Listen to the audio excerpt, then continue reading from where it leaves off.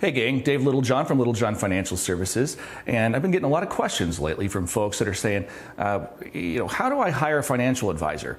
And certainly you can go to Google and you can look in the various places you're going to find them, ask a friend, whatever it may be. But I think there's really another question underneath that. It is, what are the things that I should be looking for in a financial advisor? And that's what I want to talk about today. I think that there are 5 critical elements that everybody should look for when you're shopping for a financial advisor. The first one, and perhaps the most obvious, is competence. Are they capable of doing the job for you? And this is not just training, but experience and so forth. So are they competent? Very important. Next is going to be tools and technology. Very rapidly evolving industry right now. The way technology is changing, it keeps increasing in pace. So do they have the right tools and the right gear to help you get the job done? The next one that's probably the most often talked about, but not necessarily the most important, is price. Price is one of those things where it's really transparent these days. You've got the internet, you can see what things cost, and you should be willing to ask somebody directly, what do you charge? They should have an answer for you. But I want you to be careful. Price is not the only consideration.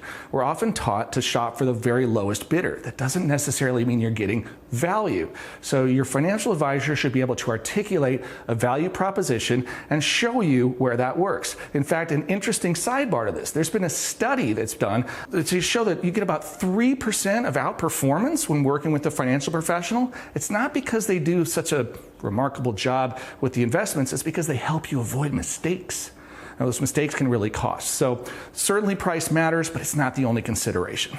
Fourth, and this one really is important, bandwidth.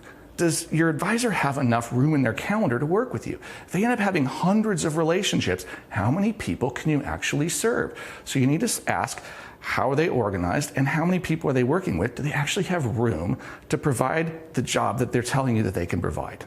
Now, finally, the last one, and I think this is the most important, do you like them and do you trust them? Finances are a relationship, okay? You can't give good advice if you don't understand somebody's needs. And in order to do that, you have to have that clear channel of communication. That starts with like and trust. If you don't clear that hurdle, none of the rest of it matters.